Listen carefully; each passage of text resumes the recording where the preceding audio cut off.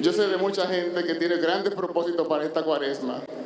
Así que yo los animo a que con las enseñanzas que vamos a recibir podamos encontrar motivos y razones para que nos mejoremos y que acompañemos a Cristo en este camino, crucificando en la cruz todas las pasiones que nos alejen de Él.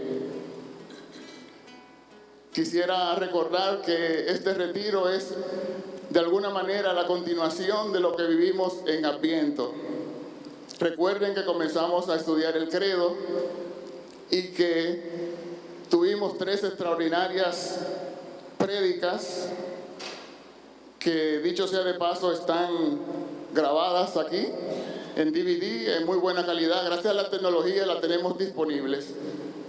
En sacristía están para los que quieran vivirlo de nuevo. A mí me queda de ese retiro una frase con la que Monseñor terminó la última noche. Dijo él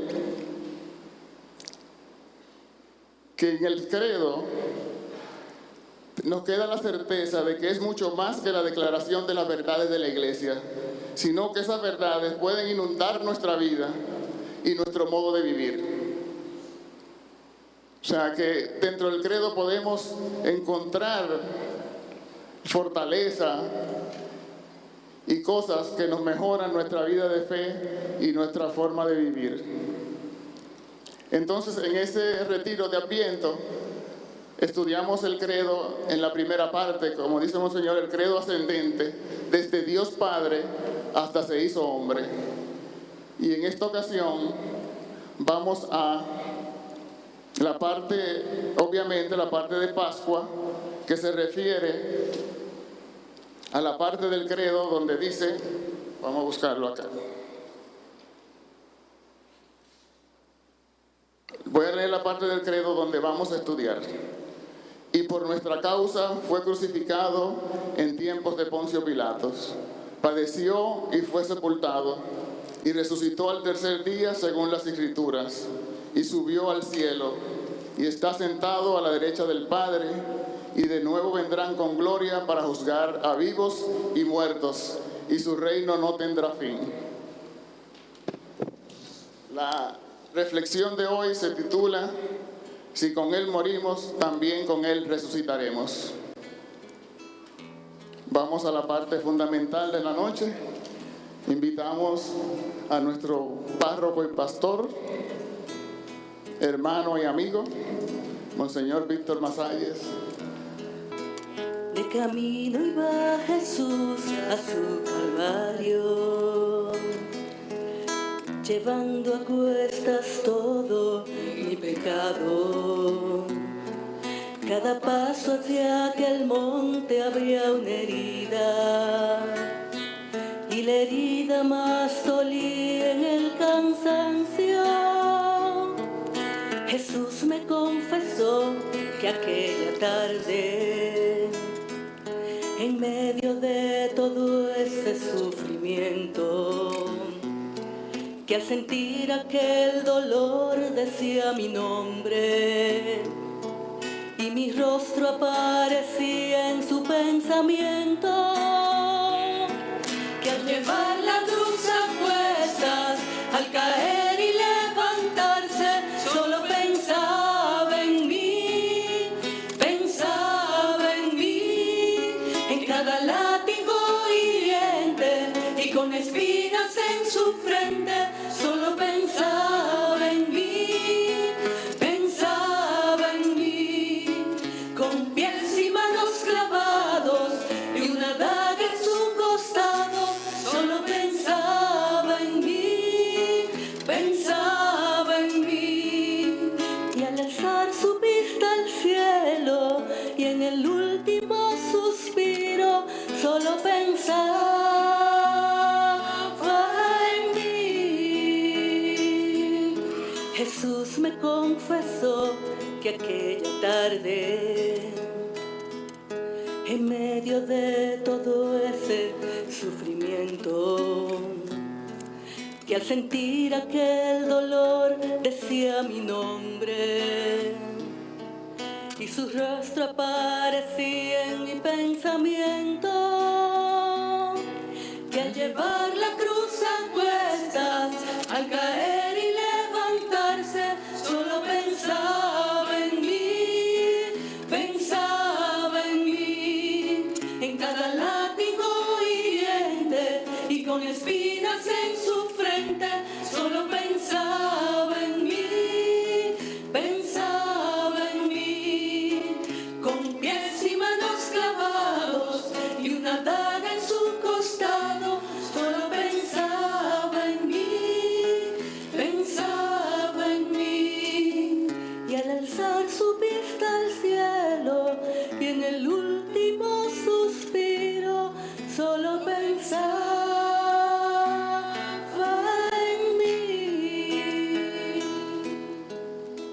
Te alabamos, Señor, te bendecimos, te glorificamos y te damos gracias por nuestro pastor, por nuestro párroco, Monseñor Masalles. Tú lo conoces, Señor, conoces sobre todo que ha puesto sus dones, talentos y carismas. Lo que tú le has regalado lo ha puesto a tu servicio, Señor. Se lo ha entregado a ti, se lo ha entregado a tu iglesia.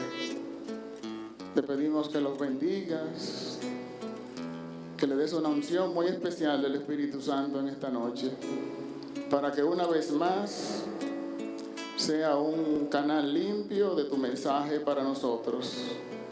Y a nosotros, danos un corazón dócil y abierto a escuchar tu mensaje, para que seamos tierra fértil y podamos dar los frutos de santidad que tú esperas de nosotros. Todo eso te lo pedimos por Jesucristo nuestro Señor. Amén.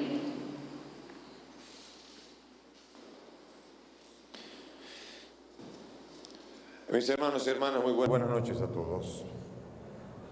Vamos a iniciar este retiro, que es una continuación, en cierta manera, como dijo René, del otro. Este es el año de la fe, y por eso nos vamos a centrar en el credo. El credo tiene una fuente inagotable de vida, una fuente inagotable de fortaleza, porque el credo es la esencia el distintivo del cristiano, es la identidad del cristiano. No puede haber un cristiano que no crea, si no, no es cristiano. Por tanto, el creer es lo esencial. Y el credo es una de las fórmulas más antiguas que hay de profesión de fe. Hay dos tipos de credos principales, pero hubo varias profesiones primitivas que resumían, que eran como el distintivo. Cuando alguien iba a donde otra persona, cuando alguien iba a donde otra comunidad a presentarse, era necesario que recitara el credo, que dijera lo que cree. Por eso vivimos la fe del bautismo, y al cultivarla nosotros vamos enriqueciéndonos en el conocimiento del misterio de Cristo. Nosotros vivimos de esa fe, y el credo es lo que creemos. Es una oración muy bella. Mucha gente no sé cuál es la oración que a ti te gustaría hacer el momento antes de morir. El momento antes de morir, mucha gente, el Ave María, el Padre Nuestro. La oración más importante que tú deberías aprender a decir antes de morir, ese día que te encuentres en la cama y estés en la angustia, el Padre Nuestro te va a ayudar. El Ave María, y todas ellas te van a ayudar, pero la que te va a fortalecer es la oración del credo.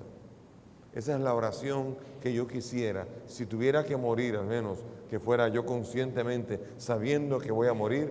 Esa es la última oración que yo quisiera poder decir, porque el credo es esencial. El credo es lo que yo verdaderamente tengo certeza. En nuestra cultura dominicana, cuando uno dice yo creo, es posible, ¿verdad? En nuestra cultura decir yo creo, ¿qué tú crees? ¿Que va a llover? ¿Qué crees? La palabra creo se usa como posibilidad, pero la palabra creer significa certeza. significa seguridad, significa conciencia. Y este retiro de Cuaresma va a recorrer la segunda parte del credo. Estamos en lo que se llama en una cristología ascendente. Explico rápidamente. Comenzamos con el Padre y después seguiremos con el Espíritu Santo y después con la Iglesia. Pero ahora viene un momento de una bisagra en donde en la primera parte hemos visto la cristología descendente, que significa Jesús, que era luz de luz, Dios verdadero de Dios verdadero, que Él se hizo hombre, todo el camino del anonadamiento para humillarse hasta venir a la tierra.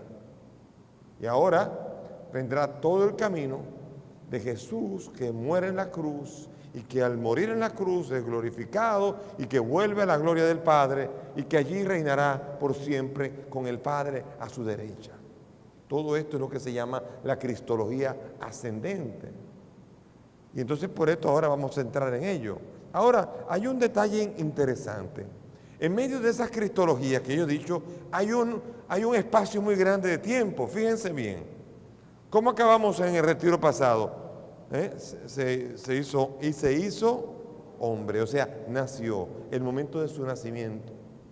¿Y dónde comenzamos ahora? Y por nuestra causa fue crucificado. ¿Ven? Hay un espacio de tiempo grande que se llama desde el momento en que Él nace hasta el momento en que Él muere.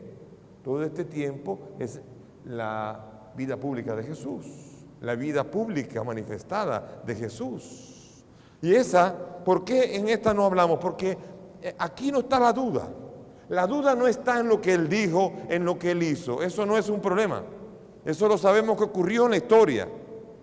La duda o la fe está no en qué fue lo que dijo, ni fue lo que hizo, sino en quién es Jesús. Jesús manifestó en su vida quién era, pero en lo importante aquí es entrar en esta conciencia de quién es Jesús. Si tú crees que Jesús de verdad es el Dios que existía con el Padre antes del mundo y que vino, y si tú crees que esa muerte lo exaltó y lo llevó a la gloria que tenía con el Padre antes de que el mundo fuese, ¿crees esto?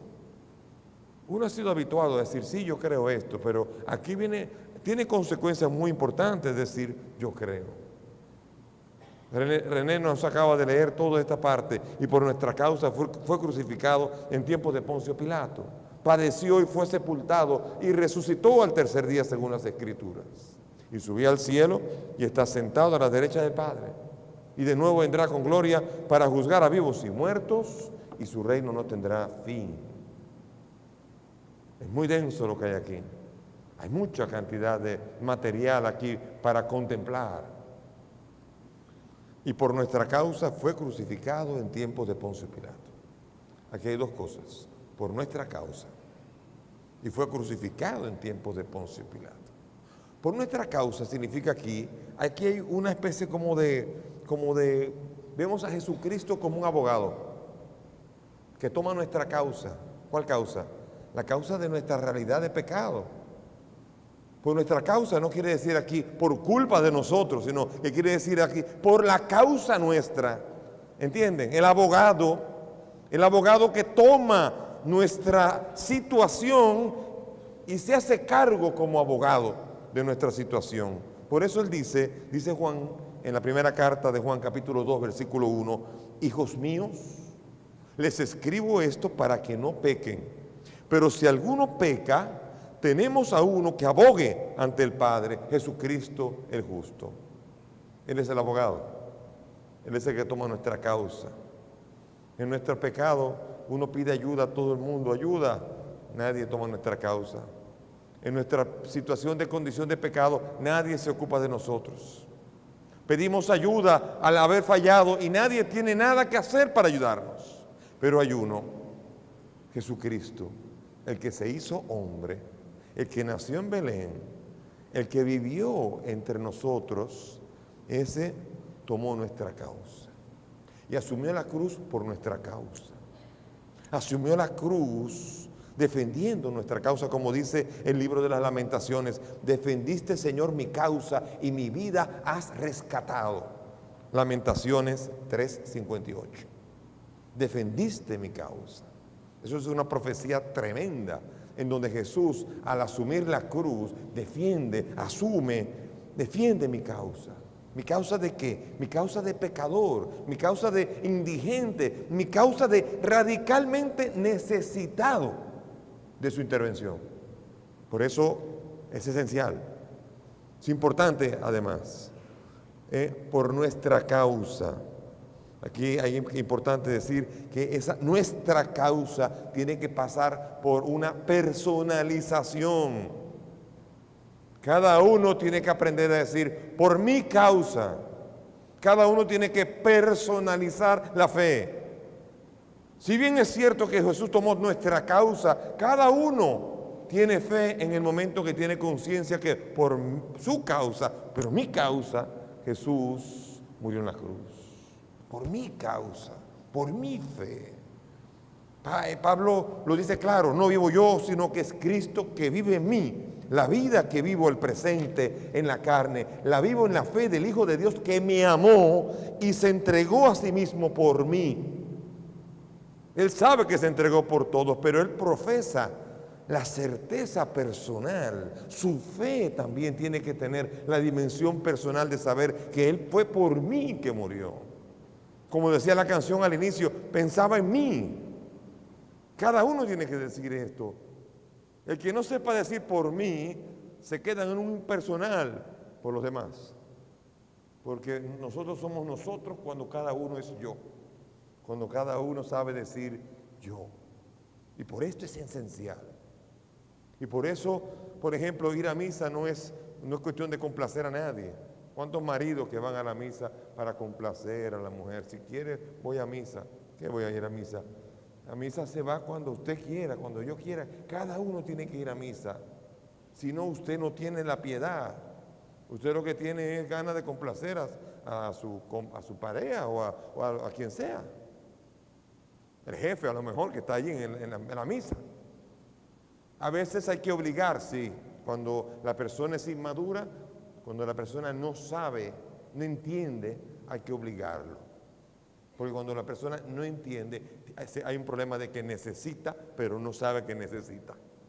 Entonces por esto es otra cosa, los jóvenes, cuánta lucha con nuestros jóvenes. No hay que ir a misa obligado, necesitas ir a misa. No hace falta, tú no estás obligado a ingerir vitamina C, pero necesitas vitamina C. No estás obligado a ingerir hierro, pero necesitas hierro para comer. Y así también necesitas a Dios. Por eso obligar es necesario cuando la persona no está consciente, no tiene conciencia, no tiene la madurez. Por eso, de esta manera, mi fe forma parte de la iglesia. Y entonces no veremos nunca una iglesia consciente si no hay personas conscientes. Y es necesario despertar esa conciencia. Esa conciencia de que yo pertenezco a la iglesia. Yo pertenezco a la iglesia. No me metieron a la iglesia. No me bautizaron. Yo he asumido el bautismo. Yo he asumido la confirmación. Yo he asumido mi compromiso. Y yo estoy en la iglesia. Si no, me metieron en la iglesia. Estoy aquí porque todo el mundo está aquí. Y eso es una manera penosa de entender la fe. Porque la fe requiere de esa conciencia. Y en el año de la fe pretende que cada uno sea capaz de renovar la adhesión a Cristo y a la iglesia. Necesitamos en este año de la fe crecer en esta alegría y en este gozo de formar parte de este ejército de creyentes esparcidos por el mundo entero que dicen, creo en un solo Dios, Padre Todopoderoso, etcétera, etcétera. Una vez, el ermitaño Ramón, español, recibió un ermitaño que estaba orando, un hombre muy sabio, recibió la visita de un visitante que le preguntó, le hablaba, conversaban. Ramón era una persona muy profunda, le encantaba meditar sobre cosas profundas. Y en un momento el visitante le dijo, ¿y cuando tú llegues allá, qué vas a hacer? Ramón le dijo, lo primero que quiero hacer cuando vaya allá es encontrarme con el ángel que consoló a Jesús cuando él estaba camino a la cruz y cuando estaba en el Getsemaní. Quiero conocer a ese ángel que le animó en el Getsemaní cuando estuvo en medio de la prueba. Y dice, ¿y bien? Y dijo, pero tengo miedo, porque yo me voy a emocionar mucho, porque no tengo la menor duda de que el ángel me va a decir, Ramón, le hablé de ti y quiso seguir. Y es importante entender esto. Pensó en cada uno de nosotros cuando caminó a la cruz. Pensó en ti. Y el ángel que lo animó le dijo, mira Luis, mira a José, mira a Luisa, mira a Manuel, míralos. Lo vas a dejar perder, vas a dejar que se pierdan. Ánimo, tú eres el Hijo de Dios, acuérdate. Y él en medio de la bruma, de la inseguridad humana por haberse hecho hombre, el ángel lo animó hablándole de cada uno de nosotros. Y yo tengo que aprender a decir, gracias Jesús, porque pensaste en mí. Y es válido hacer esto. Le hablé de ti, Ramón.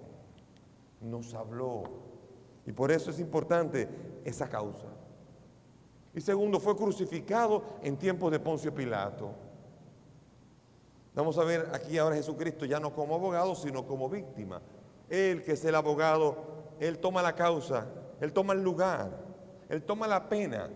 Extraño abogado. Los abogados o ganan o pierden, y el imputado es el que dice, bueno, perdiste, a la cárcel, o te salvé, te saqué de la cárcel. Pero este abogado es extraño, porque toma tanto nuestra causa, que él mismo está defendiendo culpables. Somos nosotros los culpables. Somos nosotros culpables. Y él lo que hace es toma el lugar de nuestra culpa. Curioso. Y por nuestra causa fue crucificado. Y la muerte de Jesús no es accidental. No fue por caso. No lo agarraron a él, que ven, agarra la cruz, ven para acá. No fue así. Hubo muchas fuerzas allí. Allí en medio de la trama de Jesús habían fuerzas económicas, fuerzas sociales, fuerzas políticas, fuerzas religiosas. Ahí estaban los saduceos, los fariseos, ahí estaba Pilato, ahí estaba todo el mundo. Ahí estaba todo el mundo enchinchando. Había una marea de violencia, de fuerza allí. No fue accidental, no fue así. Ahora, cuando uno busca quién fue que mató a Jesús, nadie. Fueron las circunstancias. No se sabe bien. A veces pasa eso en nuestra vida, en nuestro país. El famoso anonimato del mal. ¿Quién fue? Bueno, pasó. Nuestra cultura tiene la costumbre de evadir a los culpables y de evitar que el mal tenga nombre y apellido. Y eso es lo que pasó con Jesús. Lo mataron. No, lo matamos. Yo tengo que aprender a responsabilizarme también. Si yo no hago esto, yo soy un irresponsable. Y digo, mataron a Jesús y yo no tengo nada que ver con... Si yo hubiera estado allí, ¿qué? Mejor que no preguntes mucho. Mejor que no lo averigües. Porque a lo mejor si tú hubieses estado allí, quién sabe cuál es el lugar que te habría tocado vivir allí. Por eso es importante esto. Pilato se lava las manos. Yo no tengo nada que ver con esto. Cada uno se desentendió. Crucifícalo. No nosotros, porque nuestra ley no lo permite. Crucifícalo. Pilato, yo me lavo las manos. Nadie fue. Todo el mundo jugando con el poder y al final mataron al justo y nadie fue. Nadie fue, ¿verdad? ¿No les parece algo parecido a lo que pasa en la realidad hoy día? Nadie fue.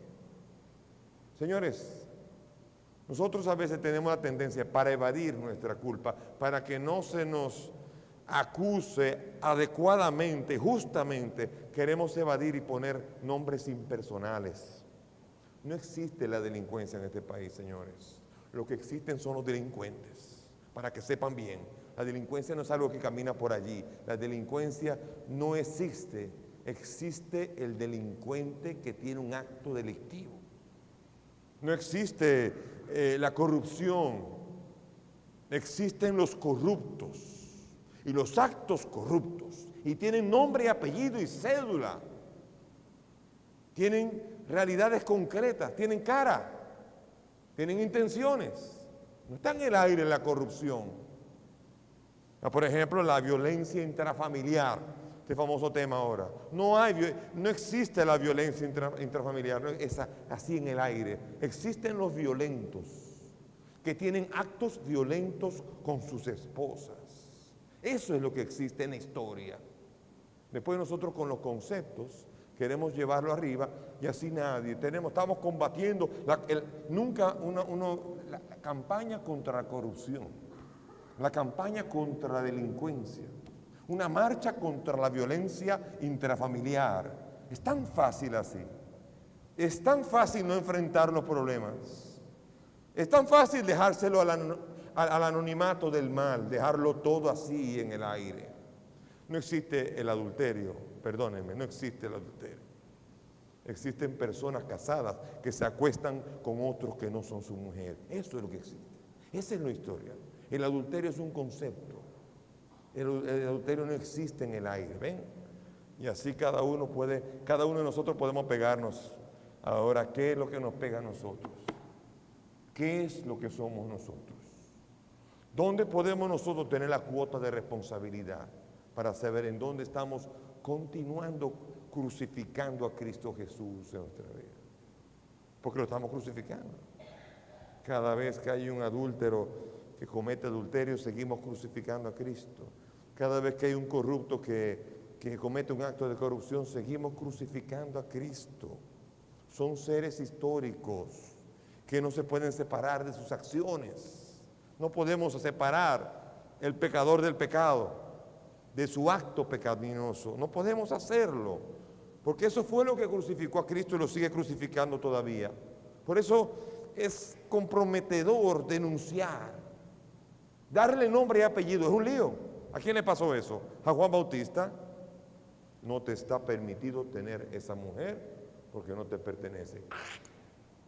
La cabeza de Juan Bautista voló. Es un lío.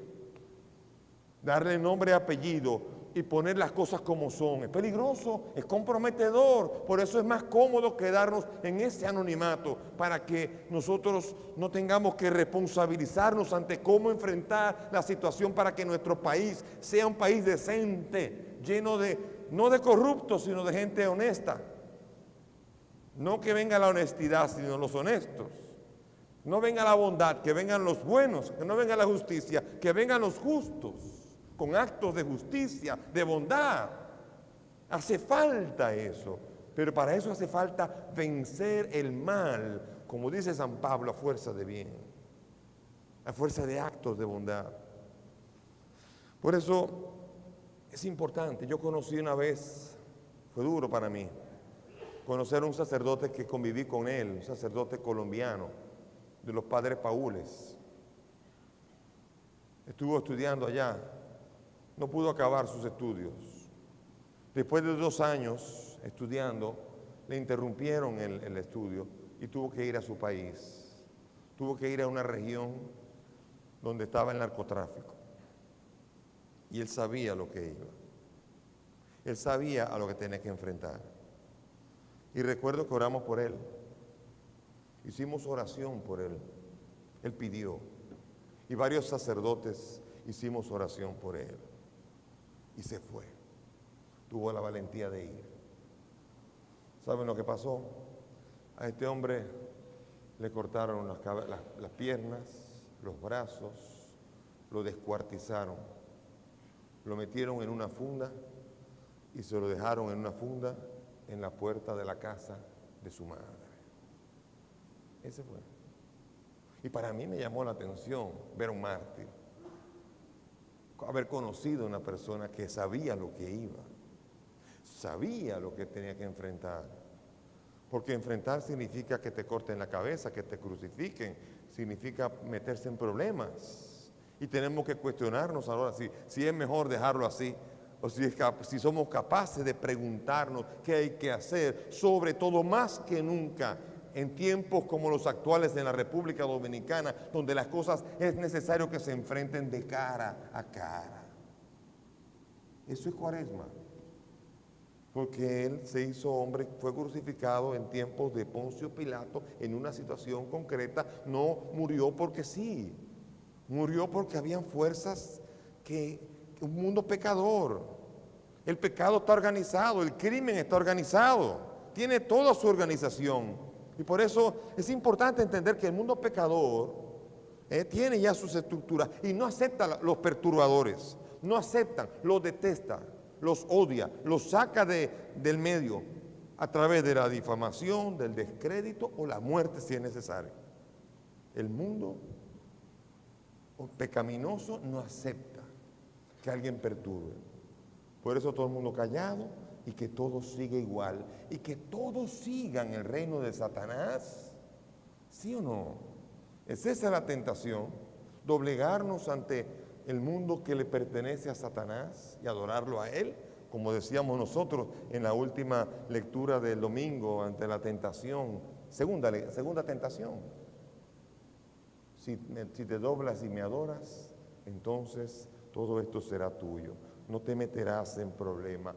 Señores, el justo molesta. Hay que sacarlo del medio. Fuera, crucifícalo. Él es el Salvador, pero crucifícalo. Salimos de Él. A nadie le convenía, curiosamente, políticamente, que Jesús estuviera ahí. Y curiosamente Dios sabe usar y escribir derecho en las líneas torcidas. A todo el mundo le hacía falta que Cristo muriera por todos. ¿Qué paradoja? Cristo murió, que era lo que no tenía que haber hecho, y fue precisamente la bendición para aquellos que lo crucificaron, hasta el punto de decir: Padre, perdónalos porque no saben lo que hacen. Sabiduría, capítulo 2. Curioso este pasaje, dice, vamos a leerlo, el capítulo 2 del libro de la Sabiduría. Es un libro interesantísimo, donde nos presenta a nosotros el justo molestando, siendo causa de molestia para los demás. Hay un mundo que ha organizado todo su engranaje, y ahora este justo que viene a molestarnos, vamos a salir de él. Miren lo que dice el capítulo 2 de Sabiduría, en el versículo 12 y en adelante. Miren lo que dice. Dice: vamos a tender un lazo al justo que nos fastidia, que se enfrenta a nuestro modo de obrar, que nos echa en cara nuestras culpas contra la ley y nos culpa de faltas contra nuestra educación. Se gloría de tener el conocimiento de Dios y se llama a sí mismo hijo del Señor. Es un reproche de nuestros criterios. Su sola presencia nos es insufrible. Lleva una vida distinta de todas y sus caminos son extraños. Nos tiene por bastardos, se aparta de nuestros caminos como de impurezas. Proclama dichosa la suerte final de los justos y se ufana de tener a Dios por Padre. ¿Qué le parece? Veamos si sus palabras son verdaderas. Examinemos lo que le pasará en su tránsito, en su Pascua. Pues si el justo es hijo de Dios, Él le asistirá y le librará de las manos de sus enemigos. Sometámosle al ultraje y al tormento para conocer su temple y probar su entereza. Condenémosle a una muerte afrentosa, pues según él, Dios le visitará. Palabra de Dios. Libro de la Sabiduría, varios siglos antes, está retratando la misma actitud frente a Jesús. Dice que se ufana ser hijo del Padre, se ufana de ser hijo de Dios, y dice que Dios le ayuda. Por eso, burlándose de él, dice, él dijo, a Dios se encomendó que le ayude cuando él estaba en la cruz. Ahí está retratado el esquema de salir de la molestia que provoca Jesús. Jesús se los dijo a los suyos. Jesús les dijo: si el mundo les odia, sepan que a mí me ha odiado antes que a ustedes. Si fueran del mundo, el mundo amaría a los suyos, pero como no son del mundo, porque al elegirles les he sacado del mundo, por eso les odia el mundo a ustedes. Juan 15, 18 a 19. El mundo les odia porque me odió a mí. Quien quiera ser justo como Jesús será odiado como fue odiado Jesús. Eso lo prometió Jesús a los suyos. Por eso aquí tenemos que preguntarnos a nosotros si verdaderamente ahora tenemos que pedirle al Señor. Porque Dios no deja a su Hijo en manos de pecadores, sino, no es eso. No fue que Dios lo abandonó.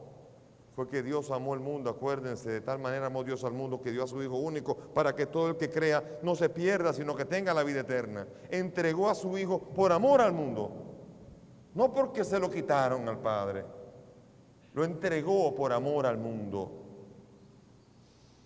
Y por eso Cristo viene a disolver el conflicto universal, la raíz del conflicto universal. Cristo viene a resolver el dilema de la causa de que cada hombre sea un agente del conflicto universal y está buscando la conversión de todos. Porque en Cristo estaba Dios reconciliando al mundo consigo, no tomando en cuenta las transgresiones de los hombres, sino poniendo en nosotros la palabra de la reconciliación.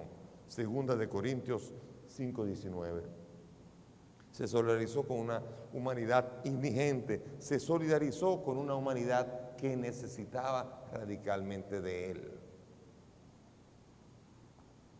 La humanidad estaba esclava del pecado.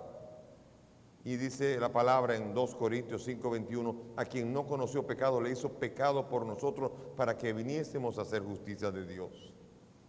La redención es un don de gracia, es una gracia divina que nos viene por la cruz. Y por nuestra causa fue crucificado. Significa que la cruz vino a resolver el problema de la causa de nuestro pecado, porque su muerte nos libera de la condición de pecador y ya no es imputable en el cristiano el pecado por la sangre que ha justificado aquel que ha creído en Cristo Jesús. Creer en el Señor indica ahora que Cristo crucificado es el paradigma del sufrimiento humano. Nadie puede encontrar sino en la cruz de Cristo la respuesta a su sufrimiento. No hay sufrimiento que no pueda ser abarcado por la cruz de Cristo. No hay nadie aquí que ha venido a decir Cristo no es suficiente. La muerte de Cristo en la cruz no es suficiente para consolarme. La muerte de Cristo en la cruz no es suficiente para darme a mí la vida y convertirme en un soldado de Cristo. Soldado de Cristo, siervo de Cristo. Porque en Cristo yo encuentro ahora el motivo para ser fiel en su cruz. Esto no es solamente una teoría. Si alguien quiere salir de su pecado, mire la cruz de Cristo. Porque es la cruz de Cristo que le da al ser humano la posibilidad de superar cualquier pecado. Conozco personas que me han dicho a mí muchas veces, es que mi pecado, yo tengo años con él. Y yo sé que no voy a tener que caminar con él por el resto de mi vida. Pero sin embargo, yo he visto también un montón de personas que después de años de sufrimiento, de esclavitud en el pecado, han encontrado en la cruz de Cristo la capacidad de superar la esclavitud que por años ha podido vivir. Pero ahora viene algo más importante. Cada vez que alguien es despreciado, cada vez que alguien es oprimido, cada vez que alguien es marginado, ahí está Cristo marginado. Y tenemos que preguntarnos en el juicio si nosotros somos los que oprimimos o los oprimidos. Porque a nosotros nos encanta venir con la cara lánguida de víctimas. Y a veces somos nosotros los victimarios. Tenemos que aprender a revisar, por favor. Que este tiempo sea un tiempo para revisar si yo soy víctima o si yo soy victimario. Porque a veces yo soy colaborador de la causa de la opresión. Las palabras del obispo Oscar Arnulfo Romero en su discurso en la Universidad de Lovaina es muy fuerte. Miren lo que dice allá en Bélgica. Ahora sabemos mejor lo que es el pecado. Sabemos que la ofensa de Dios es la muerte del hombre. Sabemos que el pecado es verdaderamente mortal, no solo por la muerte interna de quien lo comete, sino por la muerte real y objetiva que produce. Pecado es lo que da muerte al Hijo de Dios. Y pecado sigue siendo lo que da muerte a los hijos de Dios. Y la peor ofensa es convertir a los hijos de Dios en víctimas de la opresión y de la injusticia, en esclavos de apetencias económicas y en despojos de la represión política. Aquí Monseñor Romero está hablando a Bélica diciendo cuidado, porque muchos de los países que son los principales opresores son los que vienen a veces con algunas ayudas, pretendiendo con esto opacar la situación que muchas veces ellos mismos han generado. Tenemos que tener mucho cuidado, porque eso se hace en grande en países y se hace en pequeño con nosotros. A veces le hemos quitado a una persona o a un grupo de personas mucho dinero y después con 20 pesitos o 30 pesitos creemos que calmamos todo aquello que hemos hecho. Es muy interesante revisar esto para saber si nosotros estamos siendo agentes de la construcción del mundo y estamos colaborando con la causa nuestra causa. Cada uno puede decir la causa de ustedes y cada uno de ustedes puede decir lo mismo. Si estoy colaborando con esa causa, porque eso es continuidad a lo que dijo Jesús. Cada vez que lo hicieron a uno de mis pequeños, a mí me lo hicieron, y cada vez que lo dejaron de hacer a uno de los míos, a mí me lo dejaron de hacer. Es a Cristo mismo que se lo hacemos. Y aquí yo tengo que revisar, y yo quiero que en la cuaresma de este año revisemos más que las ofensas que me han hecho y de las heridas que tengo que sanar. Tengo que revisar cuántas heridas yo estoy provocando y cuánto daño puedo estar provocando en las personas que están a mi alrededor.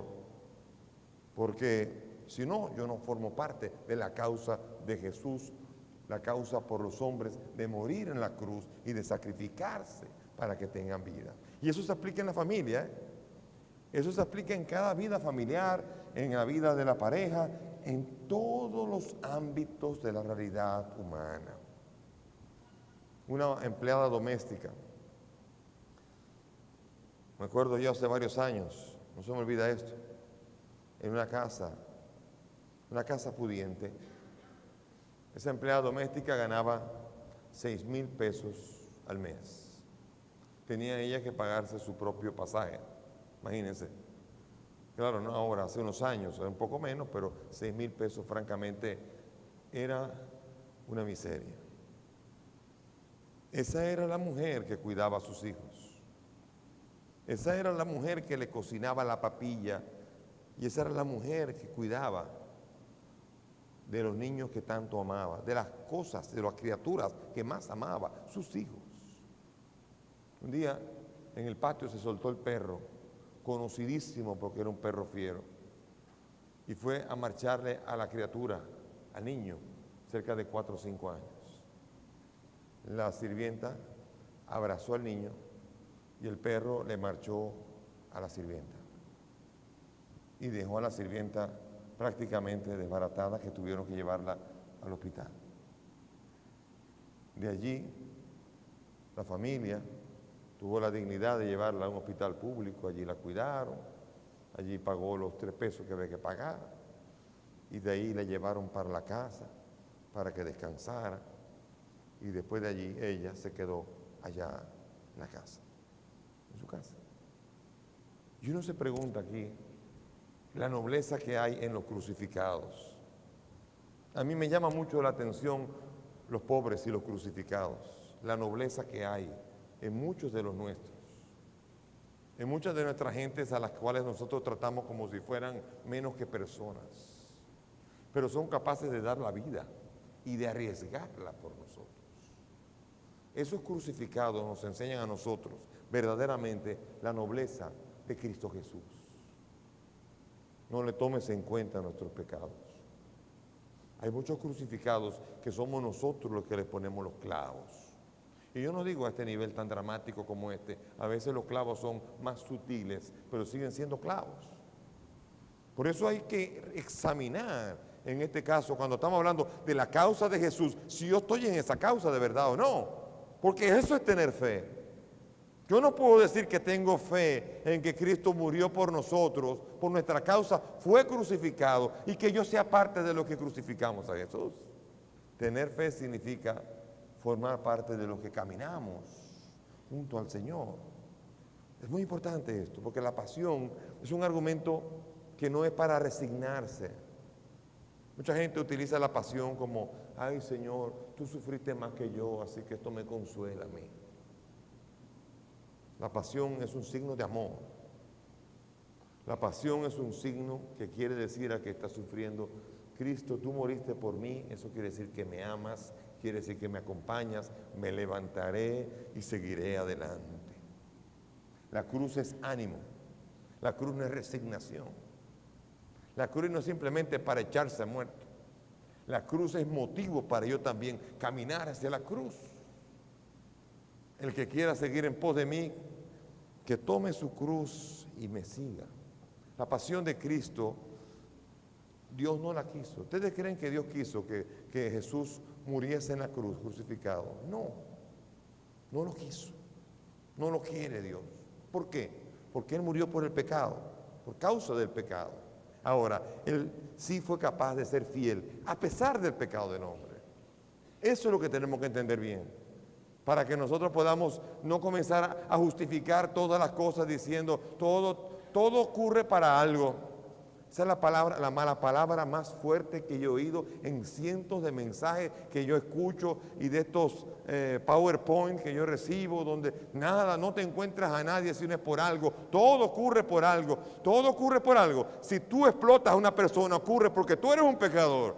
Y si yo hago algo malo a una persona, no ocurre por algo, ocurre porque yo fui una persona malvada y fue capaz de aplastar a otro.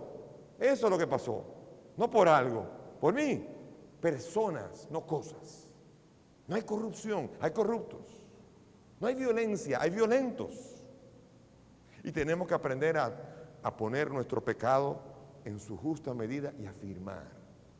Aquí tengo que aprender a poner aquí la ira, la envidia, la lujuria, así, pipá, pipá, pipá, pipá, y que cada uno tenga el coraje de venir a afirmar aquí.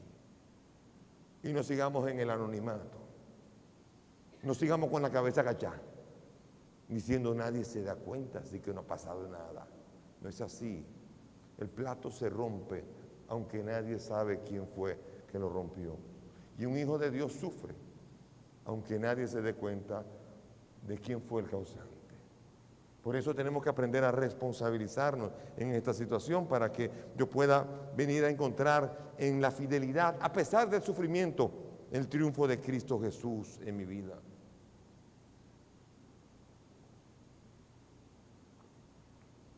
Entre un hombre de negocios exitoso y entre una mujer que tiene la posición social para gastar lo que quiera y entre una sirvienta noble, yo apuesto al tercero.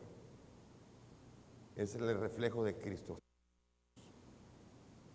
Jesús nos está invitando en la Cuaresma a bajar el nivel, a bajar los humos. Curiosamente nos ha puesto la Cuaresma muy cercana a la Navidad. La Navidad, que es una carrera consumista, en donde se gastan cuartos y cuartos, dinero, se despilfarra, se botan los cuartos. Es impresionante cómo la gente a costa de una fiesta cristiana es capaz de hacer una fiesta pagana.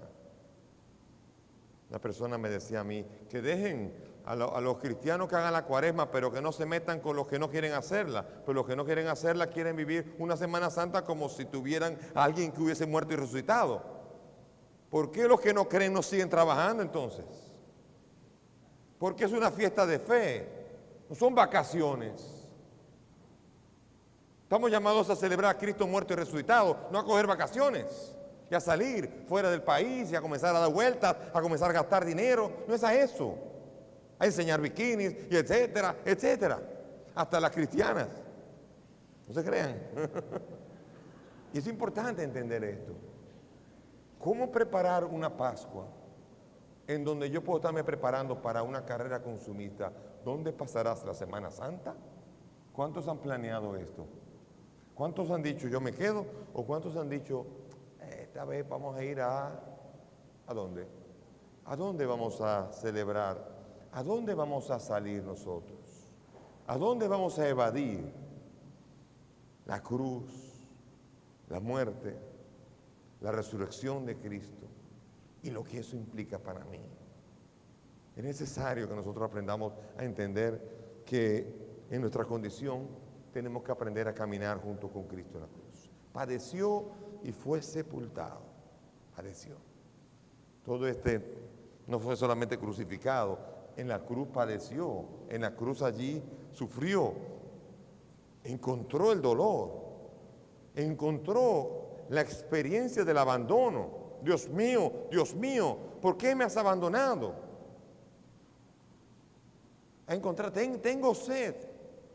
Tantas palabras que son las palabras nuestras en la vida diaria. Pero nosotros nos quejamos por algo, por algunas cositas nos quejamos. Un pellizquito nos quejamos. Y Cristo está esperando soldados. Al soldado cuando lo humillan, se calla y se pone en la fila y sigue haciendo. Y no se habla más del asunto. No, ese sargento que me habló así, cállese, salude, siga adelante, porque es la causa de Cristo. No, el soldado se equivocó porque no tenía derecho, porque no entiende. Cállese del saludo y siga adelante. Es como el futbolista que dice, no, porque el árbitro, siga jugando. No, porque el árbitro cantó que siga jugando. Entremos en el camino, los errores pueden ocurrir, pero tenemos que caminar como un equipo, como un ejército. Tenemos que caminar unidos en el camino hacia la Pascua. Y tenemos que aprender a tener la valentía de no quedarnos por las tonterías a mitad de camino. Importante eso. ¿Cuántas tonterías nos detienen a nosotros? ¿Cuántas tonterías nos hacen detenernos en el camino? Aprender a levantar la cara, a seguir, a decirle, sí, Señor Jesús, sigo contigo. Y lo haré 1 y 100 veces porque Él lo hizo por mí y lo hizo por ti. Entender eso. Entender que yo no tengo derecho a detenerme. Esto no es una terapia a ver quién es el que sufre más. No es a ver un kindergarten a ver quién es el que grita más para que lo atienda más la profesora. Esto es un lugar donde tiene que haber gente con el coraje de atreverse a sufrir con Cristo hasta la cruz. Y que una humillación, un error, un boche mal dado, cualquier problema, cualquier error no puede ser ocasión para que me desajuste mi vida cristiana, que está puesta en Cristo, en el empecinado de amor de Cristo en la cruz por mí, que no tiene ningún tipo de desviación, como tampoco tiene que tener el mío en el seguirle. Es importante, Él padeció y fue sepultado, porque aquí nos narra José de Arimatea, después de que muere, lo sepultaron, cumpliendo con esa extraordinaria profecía del 4.º cántico del siervo de Yahvé. Miren la profecía de Isaías, narrando la pasión. Hay un momento donde dice, y puso su sepultura entre los malvados y con los ricos su tumba. De que machacaron, de que crucificaron, de que clavaron en la cruz, de que por esa llaga fuimos. Dice, y lo enterraron en una tumba de ricos, José de Arimatea. Impresionante, impresionante. Ahora quiero dar a entender una cosa importante. No es la corteza, no es la cáscara la que le da sabor a la fruta, ni tampoco la envoltura la que le da valor al regalo. ¿Qué importa el sufrimiento si el verdadero premio es seguir a Cristo? Aunque venga en envoltura de cruz, aunque venga alrededor de la cáscara del abandono de los tuyos, Cristo se sintió solo, lo abandonaron los suyos. Y si había alguno, también ustedes me quieren dejar, váyanse. Él tenía claro hacia dónde iba. ¿Y nosotros? Nosotros nos quedamos en la cáscara. Ay, no, esta cáscara es muy dura, no es posible. Y nunca entramos en la fuerza que hay, en el sufrimiento de las cosas, que cuando entramos en ella encontramos la bendición del sentido pascual que hay. Y así en la envoltura. ¿Cuántos regalos que no queremos? Porque no nos gusta la envoltura. Pero si fuésemos capaces de abrir, entonces encontraríamos la fuerza. Y resucitó al tercer día según las Escrituras. Resurrección al tercer día según las Escrituras. Creer en la resurrección no es fácil, señores. Cuando Pablo habló de la resurrección, aquí hablamos de resurrección muy fácilmente. Yo quiero saber cuando estamos muriéndonos si creemos en la resurrección. Porque cuando Pablo habló en el areópago griego, se rieron de él. Ya te oiremos en otra ocasión. Ya te oiremos en otra ocasión. Se rieron de él. Porque hablar de resurrección es muy fácil cuando uno tiene salud, cuando uno no está amenazado. Es muy fácil. Creer en resurrección. Y aquí es pero es que la resurrección es el centro. Porque si Cristo no resucitó, no. ¿Quieres ir al cielo? ¿Quieres de verdad? ¿Quieres de verdad? Y no hay otra manera que no sea humillándote. No hay otra manera que no sea bajo la humillación. Por eso, la exaltación de Jesús no es pasiva. Hace falta un concepto muy importante de dignidad que hoy día se dice. Hoy día las relaciones humanas, y queremos meter en la iglesia a veces esto de la correcta relación, las interrelaciones entre las personas, siempre hablar en positivo, las nuevas corrientes psicológicas que dicen hay que respetar los derechos de los demás y no hacerles sentir que se equivocaron, siempre en positivo todo. El Señor lo que menos hizo fue esto realmente. Si yo no puedo ser capaz de aprender a morir, a ser incomprendido, a ser rechazado, a ser corregido, yo no doy para el reino de Dios. Si yo vine aquí para que me traten bien, y si me tratan mal, yo me tengo que ir. ¿A qué fue lo que yo vine? ¿A qué vine aquí? ¿A qué he venido yo a esta asamblea y a esta iglesia? ¿A qué vengo yo si lo que quiero es que me traten bien, que me digan qué bien yo canto, qué bien predico, qué bien hago esto, qué bien hago lo otro, qué bien hablaste? Eso es lo que tú estás esperando. Entonces este no es tu lugar. Podemos llevarte una terapia una sesión de psicoterapia para que tú ahí te sientas, te hagan sentir que tú eres verdaderamente la persona que no fallas en nada. Cuando eso lo hace solamente aquí Cristo. Aquí hay uno solo que es el que no falla en nada, Cristo Jesús. Por eso bienvenido si eres pecador, bienvenido si fallas, bienvenido si tienes debilidades, pero por favor, usted no puede entrar si no es capaz de venir y reconocerlas. Porque así le pasa a los pobres maridos con las mujeres. Las mujeres comienzan a ponerse gordas. ¿Cómo me veo? Bien, muy bien. Y entonces se pone el vestido. ¿Y cómo me veo? Bien, muy bien. No, pero no veo bien. Entonces, y hay que diga algo para que vea, se acabó de todo. Y así pasa en nuestras comunidades parroquiales. Pero yo prediqué pero me equivoqué. Pero yo sabía que había dañado la cosa. No, pero ¿y cómo? Y en la nota que falló, no, mira, cantaste mal ese canto, y comienza a hacer un drama de la situación. Hermanos, bienvenidos al club de los que buscamos en Cristo la fortaleza para crecer. No hemos venido aquí a mostrar perfecciones. Hemos venido a encontrar al perfecto. Y es a ese que venimos a buscar, al que vendrá con gloria. De nuevo vendrá a juzgar a vivos y muertos y su reino no tendrá fin. Vendrá otra vez. El Sanedrín le preguntó, ¿eres tú el que tenía que venir? Y yo, sí, yo soy el Hijo del Hombre. El Hijo del Hombre es el que estará sentado a la derecha de Dios y lo verán venir sobre las nubes. ¡Ah! No quería oír eso. ¿Para qué le preguntó? Él estaba sospechando que él era y lo quiso matar entonces. Tiene que morir porque él dice que es hijo de Dios. Tú lo estabas sospechando y lo sabías. Qué pena da en una comunidad donde los dones del otro le molestan, donde las cualidades del otro son una molestia, los talentos del otro te molestan. Hermano, gózate si Dios bendice a alguien con grandes dones y grandes talentos. Dale gracias a Dios.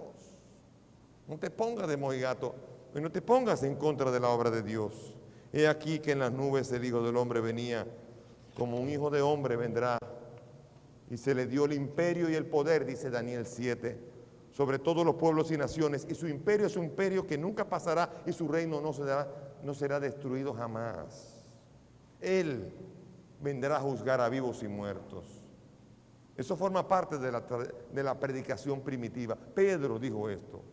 En el capítulo 10 de Hechos de los Apóstoles 42, cuando Pedro predica a Cornelio, dice así: Él nos mandó a predicar al pueblo y que diésemos testimonio de que Él ha sido constituido por Dios juez de vivos y muertos. Seremos juzgados en Cristo Jesús. Por eso la ascensión ahora es un nuevo modo de presencia. Jesús al irse viene de una manera diferente. Es una alegre espera, pero es una alegre espera en la que nosotros tenemos que prepararnos para darle cuentas a Dios. Y te pregunto ahora, ¿sabes que tienes que darle cuentas a Dios de lo que tú haces? Y examinemos eso, porque Él viene a juzgar a vivos y muertos. ¿Tú estás vivo o muerto? Te viene a juzgar. Así que tenemos que apresurar nuestras obras para que resistan el juicio y sean capaces de encontrar palabras dignas al Señor. Y su reino no tendrá fin. Desde los principios se entendió que el reino del que venía iba a ser eterno. Ya Natán se lo dijo a David: un descendiente tuyo tendrá un reino que no tendrá fin. Segunda de Samuel 7:16. También Daniel profetizó, como ya hemos leído, que un hijo de hombre vendría y que tendría un imperio que no tendría fin jamás. Y también la famosa frase que después el libro de los Hebreos lo explica: tú eres sacerdote eterno, según el rito de Melquisedec. La eternidad de Dios. Jesús asegura que no es de este mundo y que su reinado, por lo tanto, es un reinado que tiene valores inmutables, eternos, permanentes los valores de Cristo. Mucha gente dice que la iglesia tiene que cambiar, que tiene que reciclarse, que tiene que actualizarse. Y yo les digo: muy bien, estoy de acuerdo, pero vamos a hacer una cosa: antes tiene que reciclarse Cristo. Antes es Cristo el que tiene que cambiar su palabra para que la iglesia obedezca a la nueva palabra que Cristo va a decir. No podemos reciclar lo que Cristo no ha cambiado. Cristo ha presentado a la humanidad valores inmutables: no adulterio, no relaciones fuera del matrimonio, no fornicación, no robarás. Sigue siendo lo mismo, siguen siendo las mismas realidades, siguen siendo las mismas palabras de Cristo. Y así, por eso, para cambiar a la iglesia hay que cambiar a Cristo, y Cristo es el mismo ayer, hoy y siempre. Y hasta que no cambie Cristo, la iglesia no debe cambiar el mensaje de la que es portadora, porque es portadora de un mensaje de alguien que es el mismo ayer, hoy y siempre. Por lo tanto, ¿qué hacer? Si alguno quiere venir en pos de mí, que se niegue a sí mismo, que tome su cruz y me siga. Jesús nos invita a morir, nos invita a rechazar todo el poder del pecado que hay en nosotros.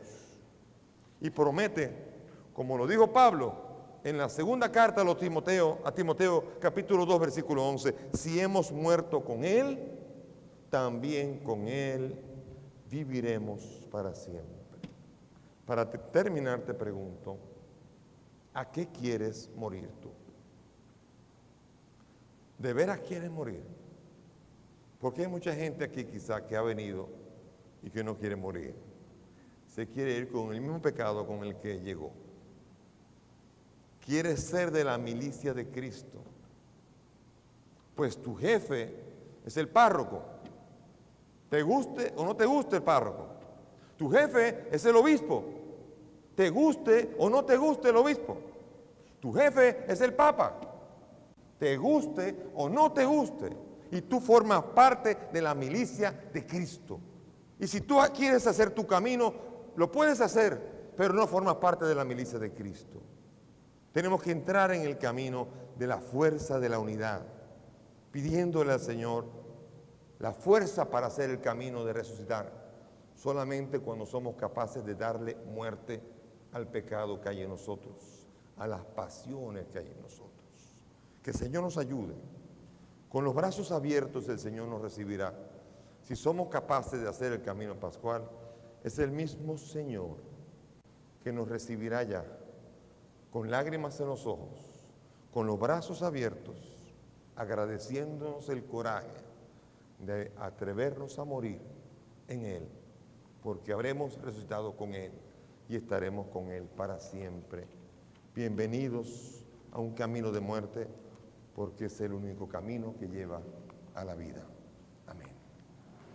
Señor, te damos gracias por esta noche en que nos invitas a descubrir la fuerza que hay de fe en esa muerte de Cristo por nuestra causa. Gracias, Señor. Gracias porque los movimientos políticos, religiosos, Poncio Pilato y todo lo que hubo alrededor no te amilanó para poder atreverte a morir por nuestra causa. Eres el abogado y la víctima a la vez.